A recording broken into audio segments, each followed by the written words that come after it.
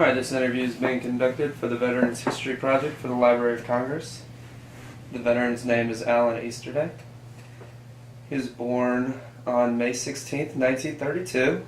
He served in the United States Navy during the Korean War, achieved the rank of Petty Officer 2nd Class.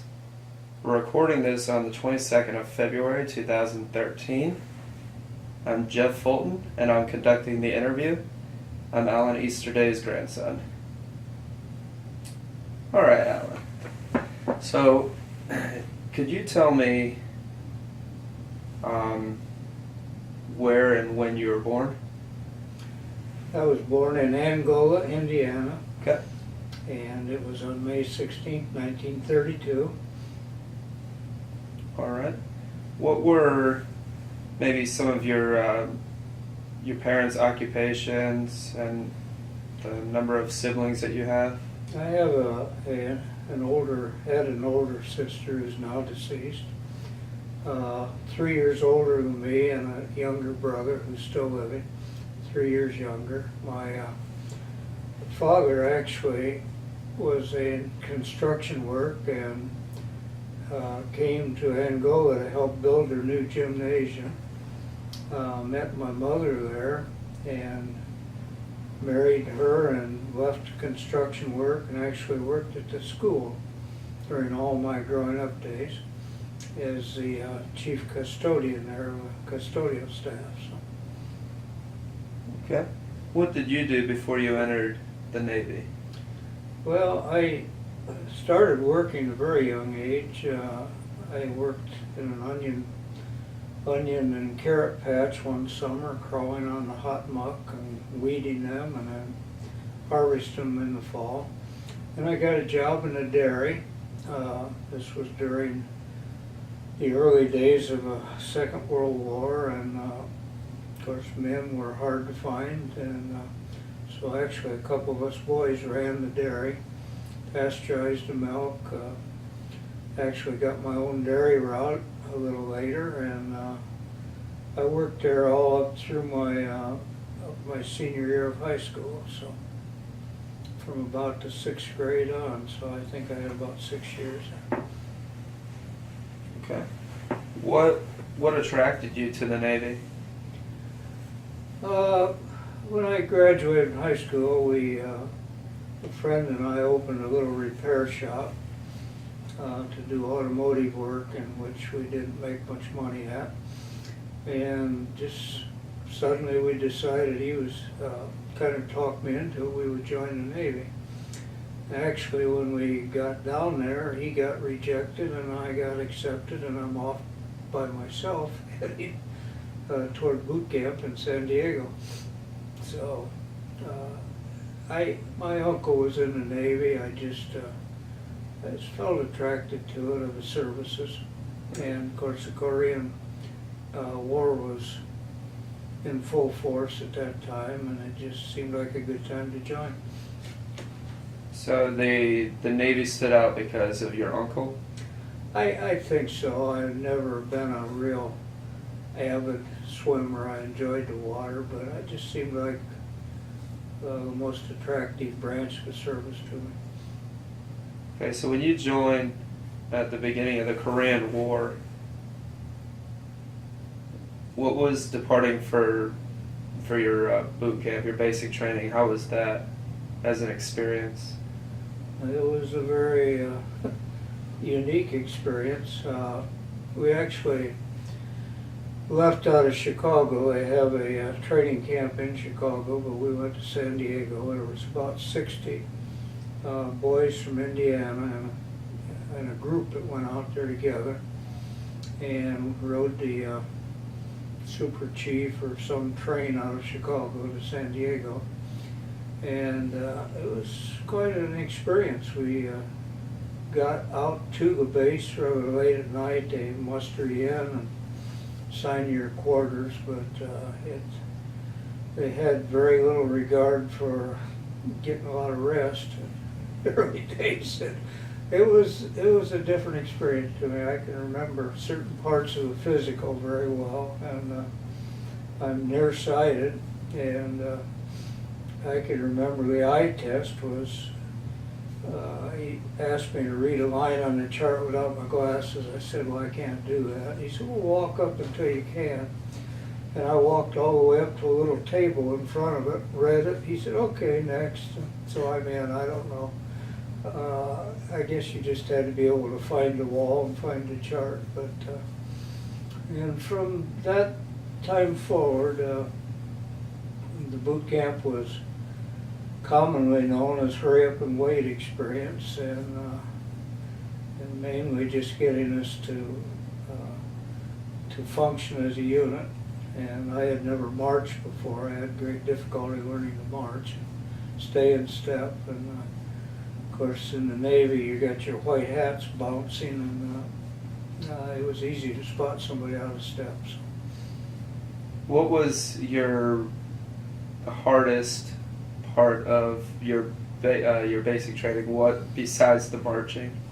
Or would you say marching pretty much? Well, I think the middle of the night, very early morning calisthenics in San Diego, and just a t-shirt and dungarees, and very cold. It's very, very cold. It was in March, and it gets very cold at night, or cool. I think that was the hardest part for me, I think. And but other than that, it was an experience. Yeah. So going from the civilian world into a structured military basic training, how was it as far as getting used to the barracks, the food, the social life aspects? I don't believe I had a great difficulty there. I do remember the first night in the barracks. Coming from Indiana, we left the Civil War behind a long time ago, but I can remember somebody from the other end of the barracks drawing a chalk line across the middle of the barracks and said, "This is a Mason-Dixon line, you Yankees stay over there." And of course, we had some pretty big farm boys, in those 60 men, and several of them just stepped across the line immediately. So but we learned to function together and get along. It was an experience. I really remember very few names of men in that boot camp company. Our chief petty officer, that he picked actually one of the recruits to be a semi in charge. You know, when the chief was not there, and he was one of our group out of Indiana, and he knew how to march good, and big man, and could keep us in line. So, but I just think that it was something I got used to. I didn't really have a problem with it. I did learn patience very well, and that stuck with me, I think, through my life. And if you can't do anything about the waiting, you just wait. Now, you said you enlisted in 1951? 1951, Okay. in March. And you served out the 4-year contract? I liked 3 days of it.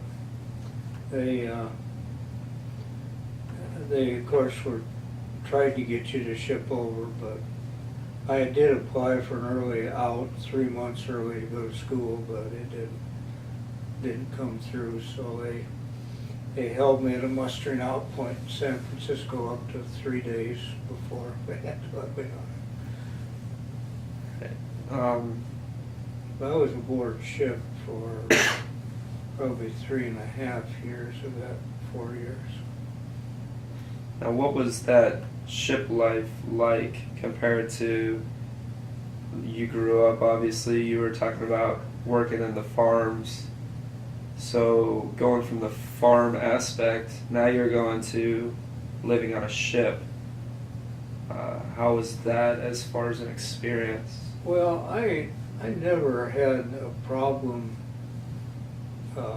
socializing, getting in a group, belonging in a group through school, through high school. I went to the same school from kindergarten through senior year, and many of the people who graduated with me started out school when I did. And so I didn't really have a problem even.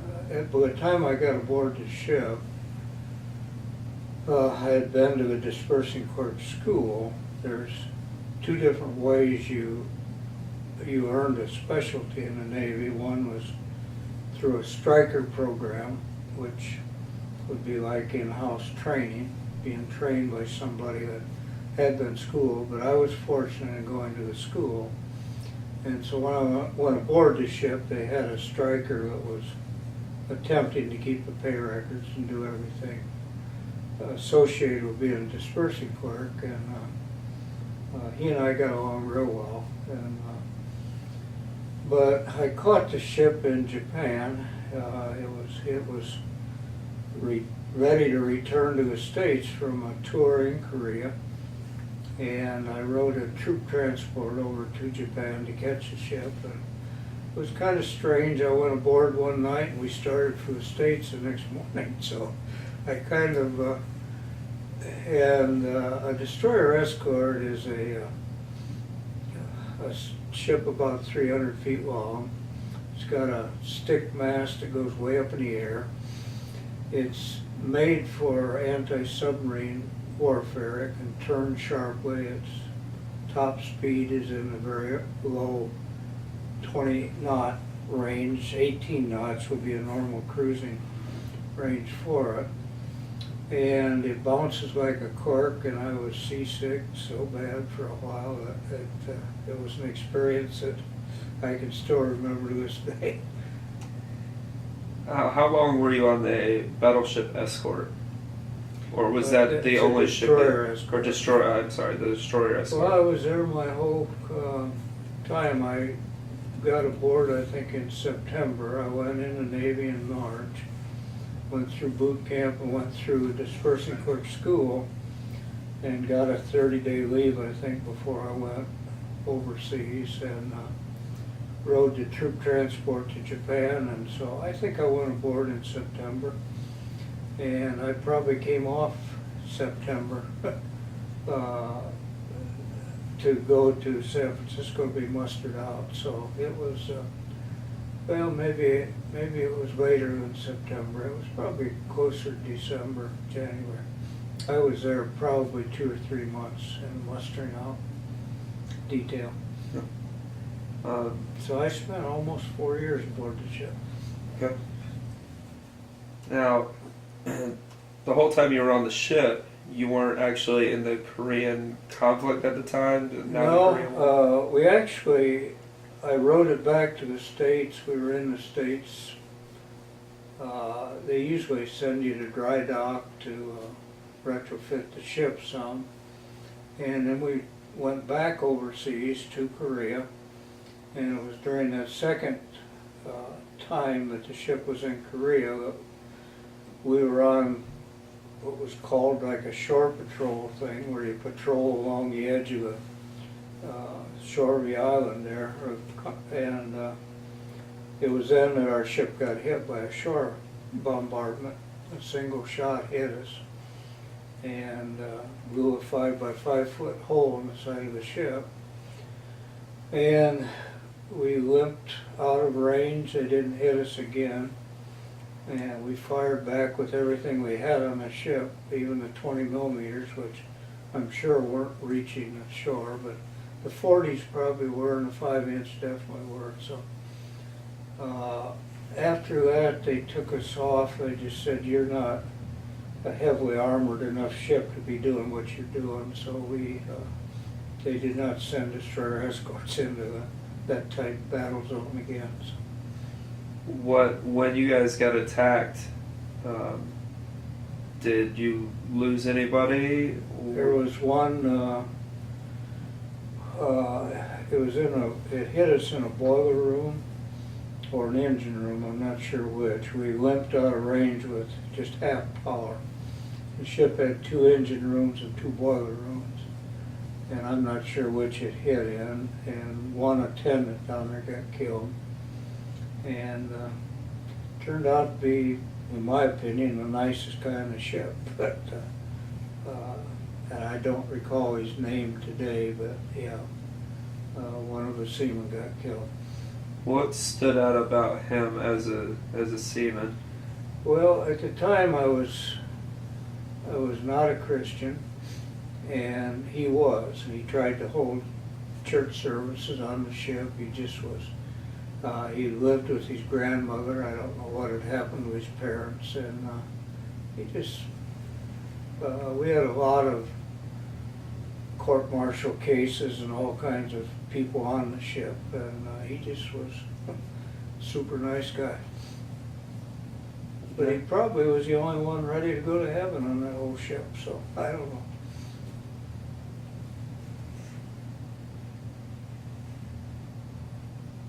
So besides that attack, did you encounter anything else that stood out to in your mind about the Korean War? No, actually, and I almost think when we got hit, the armistice had been signed. I don't think they were supposed to be even shooting at us, but we figured it was a radar-controlled, probably Russian-furnished gun that got us cannon fire from the shore. And but it sure put a big hole in the side of the ship. We had to shift some ballast. We had to put all our hands when we got out of range. We all lined up on the opposite side of the ship to list it up out of the water where they could patch the hole. And then we went into Japan to dry dock to get it fixed. So the other cruises were very interesting. I actually went, besides that, I went again over to Japan area, and we patrolled some South Sea islands and charted them. We sent landing parties aboard on them, and that was for one tour over there. And it was very interesting. I got to go ashore on a couple of the landing parties, and actually years later I found out that our captain of our ship during that whole time had written a book called The Emeralds of the Sea or something I have up here. Handful of Emeralds. And it described all those experiences we had on the little islands. So during that period we crossed the equator, so I became a shellback through all the initiations, and those were indescribable. Could you tell me what you mean by shellback? Well, that's a term for a sailor. That's, I guess, anybody, as they cross the equator. And our ship did that on that tour. And they have the ones that are already shellbacks initiate you into the rite of Neptunus Rex or whatever it is, and you get a big certificate. And their object is to make a bad sport out of you, where they can lock you up in their little prisons and things. So you go through quite a hazing, and the best thing to do is laugh with them and enjoy it. Hopefully it's done after a while. You said you were fortunate enough to get on the shore excursions a couple times. Yes. What was the culture like of the people? Well, the one I remember most was a lot of discarded Second World War military stuff sitting around that had been left behind. It was wooded. We went through some wooded areas. There was natives there. I don't remember which island it was that I went ashore on. They picked a landing party of somewhere around 15 or 20 men and 2 or 3 officers to go. Some of them we sent more over, made several trips with our whaleboat on the ship, and or a rubber raft. Some of them had to use a raft to get in. I can remember going in like a store there. I can remember the military equipment, some of the sights from the jungle cliffs as you look out over the water and things, but unfortunately I don't remember a lot of things about it. And one of them, we just had a big beach party on that one mainly. Took quite a bit of the ship ashore there and played games and drank whatever they gave us to drink and just had a beach party. Now, from your experience with seeing the ship and feeling the ship get hit, has that affected you since getting out of the Navy? Not really, no. It's not one of those things that you think about. No. I do. I can recall it vividly, and that it was very cold. The water had ice floating, kind of little particles. It looked icy anyway. And we didn't have, when the ship got hit, we didn't really have time to get a lot of warm things on. When you go to general quarters, you go to general quarters in a hurry. And I can remember grabbing I did have a coat on, and we put a life vest on. I was on a 40 millimeter gun mount as a loader, and I can remember the gun actually jammed after a while, and so we're just kind of standing there. Instead of hiding, we're standing up there looking around because the 40 millimeter was on the front, the bow of the ship. But as we tried to get out of range, we of course would be away from the cannon fire. But I can remember thinking how cold that water would be if we had to go in it, yes. But other than that, there was shrapnel everywhere on our decks.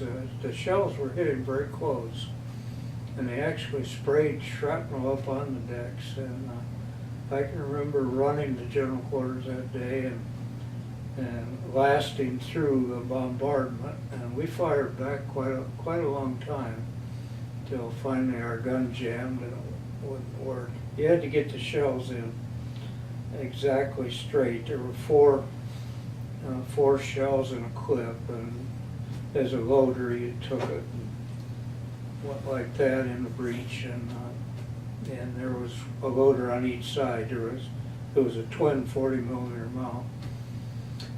Of course, our main cannon was a 5-inch, and it actually fired back so much it burned the paint right off the barrel on it. So we were giving them a lot. I don't know if we were hitting anything, but we were sure firing back at them. Now, you said that when you came back to the States, just to backtrack a little bit, and then you went back to Korea. Yes, that was, well, see, when I first caught the ship, they left back for the States the following morning. I got aboard just in time to ride it back. And from that point forward, I was on the ship full time. But after we came back to dry dock, spent several months in the States, we went back, we always went through Pearl Harbor and then went back to Japan. And that was the time we were patrolling off the shores of Korea. And so that was probably sometime in 1952, because I caught the ship first time probably in September '51. How long of a ride was it from Pearl Harbor to where you got to your patrolling area in Korea? I'm thinking like a week, 10 days. I don't. It's not right next door, but I don't really recall at this time. Now, obviously with it being a ship, you probably had bunkmates. Is there someone that stood out in particular that was one of your closer friends in there? Well, I had a lot of friends on the ship, but in fact, you got to know everybody on a ship that size. But when I first went aboard, they actually had more people on there than it was called an overcomplement. I'm not sure why or how we had it, but the only rack available was back in the after steering section with the steward mates back there. And it was by the laundry room, which was not a real good place to be for a seasick person. And I can remember a big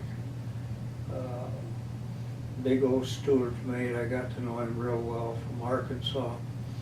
name was Kimbrough, and he would bring me little pieces of chicken or something out of the officer's mess to keep me alive, or crackers, whatever. He couldn't eat much because I was sick a lot for the first trip.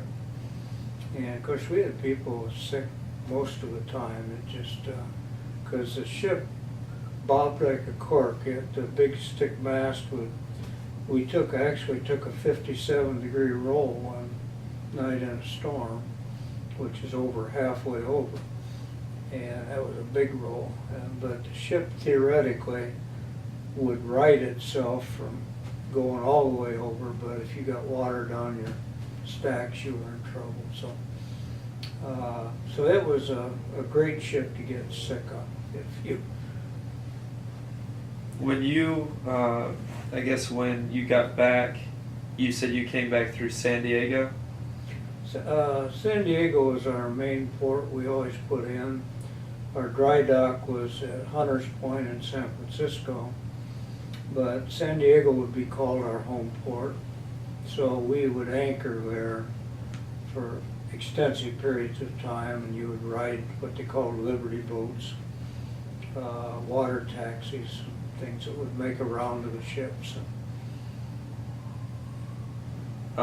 From your ship, from your experience with the guys, you obviously probably made some.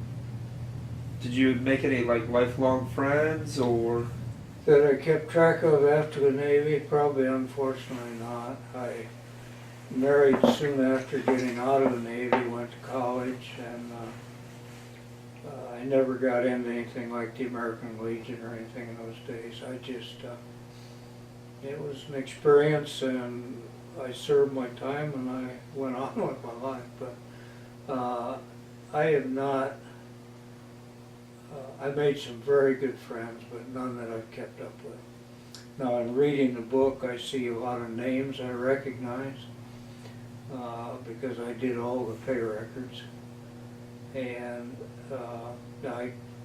I ran the ship store, and in the supply corps you kind of developed a lot of very close-knit group.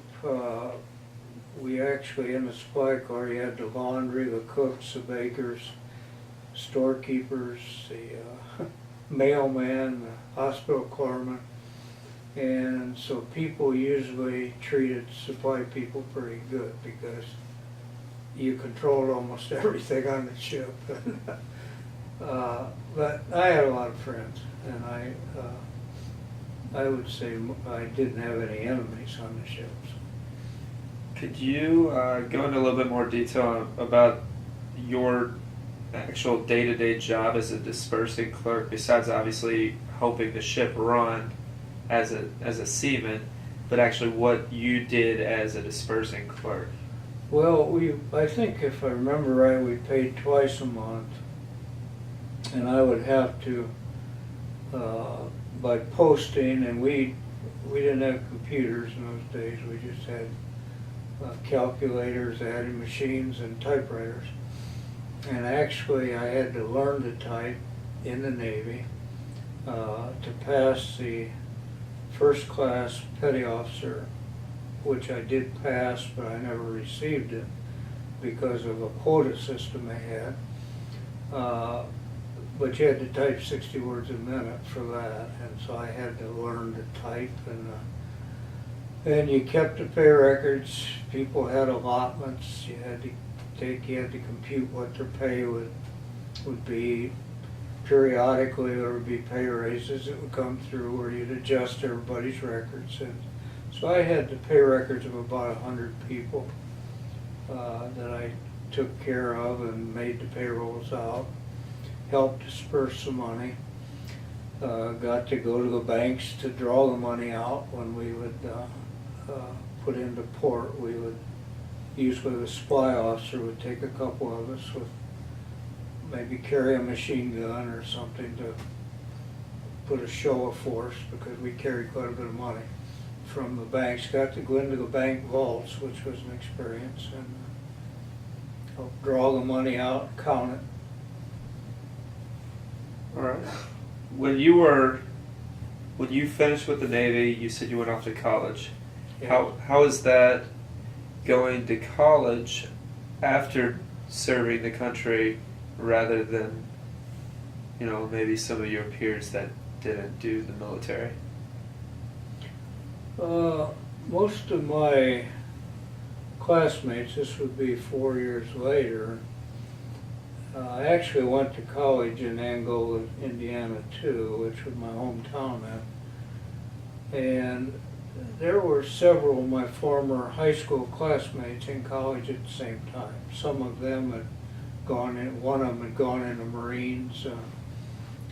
The one that was going to join the Navy with me actually went in the Army a couple years afterwards, and he was getting, so several of us were getting out about the same time, and I don't know if that answered your question or not, but there was nobody I went in the service with that had any contact afterwards with. Okay. And you said you didn't have any issues whatsoever readjusting to your civilian life again, or? I think one thing that was clearly different, before getting married, I was living at home, and I could spook my mother out very easily because she would think I was sleeping, but my eyes were, I was able to wake up at the very slightest movement or noise or come fully awake, and so I think that was different. Was not a real deep sleeper at that time. But other than that, I had a couple years in the service after the ship got hit. I was never in combat after that, so that was an experience, but it was not one like somebody in a foxhole for months at a time being fired at.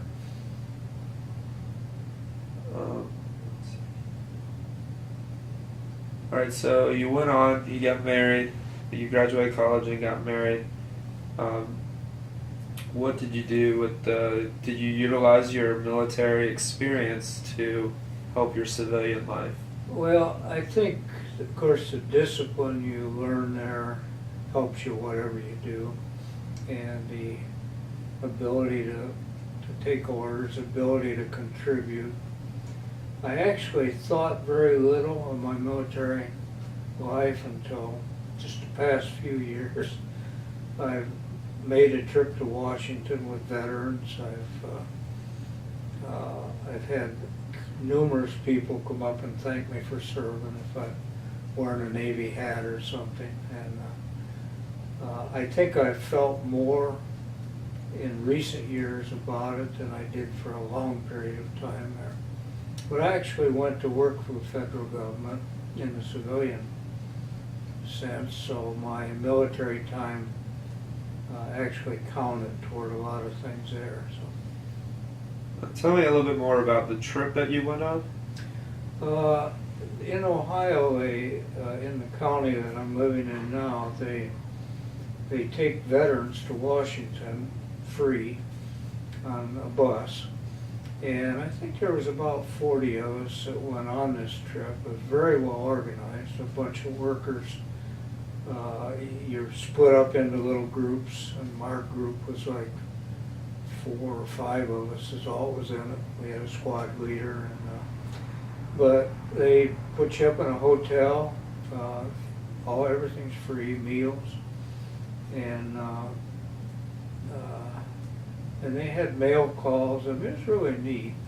I got letters. I think I got a letter from you maybe, and it was one of them. And that was on our way home. We got those letters, but they had school kids write to you.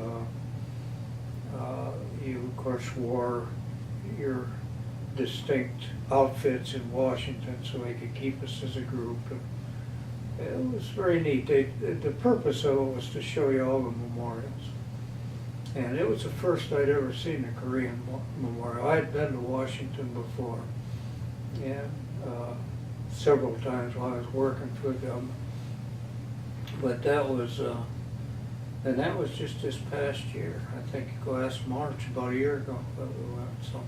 And when you saw the memorial, did it take you back to your days in the Navy? Well, it really, the Korean memorial is very different. It's like a squad or platoon of people in full battle dress sneaking through a field. I mean, they're kind of marching. It was kind of an eerie thing, especially, I suppose in the evening it would be more so, but you could tell from these figures. You had a corpsman, you had a radio man carrying his radio and different ones. Of course, it would be more directed to the soldiers that had served on Korean soil than those of us that patrolled around in the ships off the shore. So, but it was neat. It was a very nice trip. In your time in the Navy, did you interact with other branches of the service? We would, every time we put in port, we had to furnish some people in shore patrol. I stood shore patrol several times, several different locations, and you would interact with Marines and other Navy men at that time. Our ship had it was a small ship. We had a very good basketball team on it, and we were quite successful in beating larger ships teams and base teams, and our captain kind of got a little proud and would pit us up against a lot of different ones, so we interacted some in that, but All right. And what are some of your life lessons that you've learned besides discipline that you've already talked about from your military service? I think you get a sense of patriotism to your country you don't otherwise get. Even though in school you have your pledges, you have your parades, you have your different things, but there's a big difference, I think. Yeah, I think that sticks with you. I don't know. A lot of my years were not in the Navy. I was not living as a Christian, so as I try to live now. So it was different in that respect. But All right. Is there anything else that stands out from your experiences that you just haven't covered yet, or you pretty much summed up here? I think I've pretty well summed it up. I just received this book a year ago. Didn't realize it was written. And I haven't read it totally cover by cover yet, but it does have a picture of a ship in there. And unfortunately, I don't have any others. I've got some pictures from my Navy days, and I've never really put them together in a scrapbook yet or anything. Well, I appreciate your time in the interview. Okay. Once again, thank you. Thank you for your service.